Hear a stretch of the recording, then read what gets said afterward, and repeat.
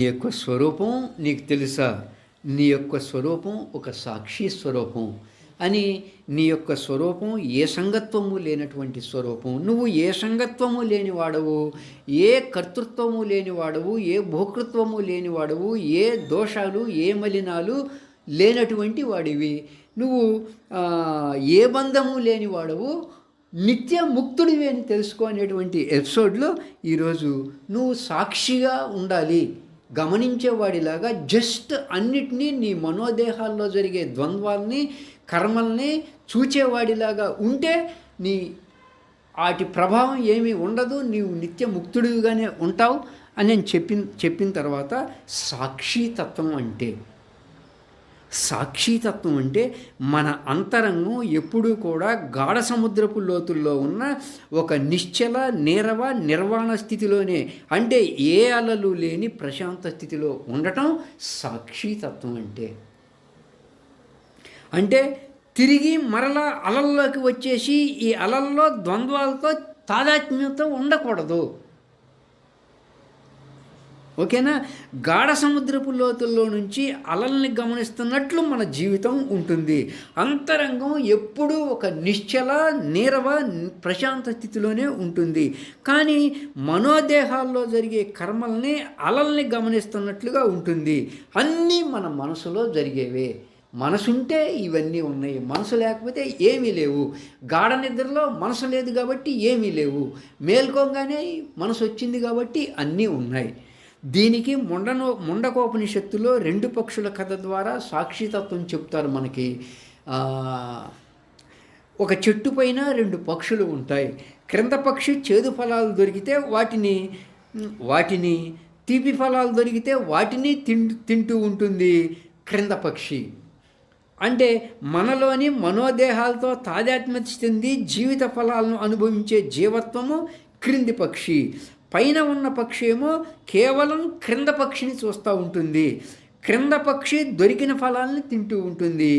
సాక్షితత్వం అంటే పైన ఉన్న పక్షి క్రింద పక్షిని చూస్తున్నట్లుగా ఉండాలి. అంటే ఒక సాక్షితత్వంతో ఈ మనోదేహాలతో మన జీవిత ఫలాల్ని అనుభవించే వాటిని చూచేవాడిలాగా ఉండటము అని రెండు పక్షుల కథ చెప్తారు అక్కడ. రెండు పక్షులు మనలోనే ఉంటాయి. క్రింద పక్షి ఏంటంటే మనం మనోదేహాలతో చేసే కర్మలు ఆ జీవిత ఫలాల్ని అనుభవిస్తూ ఉంటుంది. పైన పక్షి అంటే సాక్షితత్వంతో ఉంటుంది. సాక్షితత్వంతో ఈ మనోదేహాల్లో జరిగే కర్మల్ని గమనిస్తూ ఉంటుంది. ఈ సాక్షితత్వాన్ని తెలుసుకోవడమే జ్ఞానోదయం అంటే. రమణ మహర్షి గారు జ్ఞానోదయం పొందిన తర్వాత ఆయన అంతరంగం ఎప్పుడూ నిత్య ప్రశాంతంగా ఉంది. జీవితం చివరి క్షణం వరకు కూడా చిరునవ్వుతోనే ఆయన మరణాన్ని సైతం సాక్షిగా చూస్తారు. మనోదేహాల్లో మృత్యువును సైతం సాక్షిగా చూస్తారు వాళ్ళు. ఆ భావం రావడం జ్ఞానోదయం. అంతటి సాక్షితత్వాన్ని పొందుతారు రమణ మహర్షి గారు. జీవితమంతా అలా ఆనందంగా ప్రశాంతంగా నిశ్చలంగా సాగుతూ ఉంటుంది. మనోదేహాల్లో జరిగేవి జరుగుతూ ఉంటాయి అన్నట్లు ఆ భావంలో ఉంటారు ఆ స్థితిలో ఉన్నవారు. ఆయన పొందింది ఒక నిత్య ధ్యాన స్థితి, ఒక సహజ ధ్యాన స్థితి. అష్టావక్రుడు చెప్పిన ఒక సాక్షితత్వ స్థితిని ఆయన పొందింది. మనోదేహాలకి అతీతంగా ఉంటాయి ఆ స్థితులన్నీ కూడా. మనసుని గాఢ సముద్రంతో పోల్చినప్పుడు, అంటే ధ్యానము అంటే గాఢ సముద్రపు లోతుల్లో ఉన్న ప్రశాంత స్థితిని పొందటము. సాక్షితత్వం అంటే ఆ గాఢ సముద్రపు లోతుల్లోనే మనం ఎప్పుడూ ఉండటము. అంతరంగం గాఢ సముద్రపు లోతుల్లో నుంచి అలల్ని గమనిస్తున్నట్లుగా ఉంటుంది. అది సాక్షితత్వం అంటే. మన అంతరంగం ఎప్పుడూ కూడా ఆ ప్రశాంత స్థితిలోనే ఉంటుంది. కానీ మనోదేహాల్లో జరిగే కర్మలు జరుగుతూ ఉంటాయి. బాహ్యములో సుఖం కలిగించే సంఘటన ఒకటి వచ్చింది, ఒక అల వచ్చి వెళ్ళిపోయింది. బాహ్యములో దుఃఖం కలిగించే సంఘటన ఒకటి వచ్చింది, ఒక అల వచ్చి వెళ్ళిపోయింది. ఈ అలల్ని చూచేవాడిలాగా ఉంటాం మనం. మన మనోదేహాల్లో కూడా మార్పులు జరుగుతూ ఉంటాయి. బాల్యం ఒక అల వచ్చింది, యవ్వనం ఒక అల వచ్చింది వెళ్ళిపోయింది, వృద్ధాప్యం ఒక అల వచ్చింది వెళ్ళిపోయింది. అలల క్రింద వచ్చాయి వెళ్ళిపోయాయి. అలల్ని చూచేవాడిలాగా ఉండాలి మనం. సాక్షితత్వం అంటే అలల్ని చూచేవాడిలాగా ఉండటం. అలాగే మన మనస్సు ఆలోచనలు అలల్లా వచ్చి వెళ్ళిపోతూ ఉంటాయి. ఆ ఆలోచనలను చూచేవాడిలాగా ఉంటుంది సాక్షితత్వం. నువ్వు కేవలం జస్ట్ చూచేవాడివి. అంటే సాక్షితత్వంతో ఉంటే అలా నిత్యవర్తమానంలో ఆనందంతో ఉంటాం అని చెప్తున్నారు. నిత్యవర్తమానంలో అంటే ఈ క్షణాన్ని ఆస్వాదిస్తూ ఉండటం అంటే ప్రతి సంఘటన కూడా ఇలా వర్తమానంలోకి వచ్చి గతంలోకి వెళ్ళిపోతూ ఉంటుంది. ఏ సంఘటన అయినా సరే నిత్యవర్తమానంలో ఉండటం అంటే ఇలా వచ్చి వెళ్ళిపోయేదాన్ని చూచేవాడిలాగా ఉండటం. ఇలా వర్తమానంలోకి వచ్చి వెళ్ళిపోయేదాన్ని గమనించటం. ఇప్పుడు సుఖం కలిగించే సంఘటన వస్తుంది, వచ్చి వెళ్ళిపోయేదే.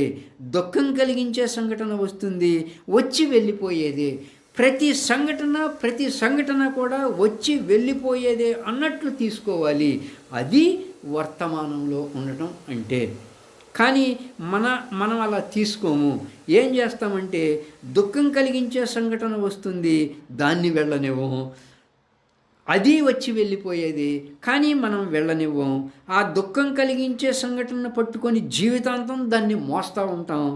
సుఖం కలిగించే సంఘటన వస్తుంది, అది వచ్చి వెళ్ళిపోయేది, కానీ వెళ్ళనివ్వం. దాన్ని పట్టుకుని కూర్చుని ఇంకా ఎక్కువ సుఖం కావాలి అనుకుంటాం. నిత్యవర్తమానంలో ఉండటం అంటే అర్థం ఏంటంటే ప్రతి సంఘటన కూడా వచ్చి వెళ్ళిపోయేదే. ఇలా వచ్చి వెళ్ళిపోయే వాటిని గమనిస్తూ ఉండటం.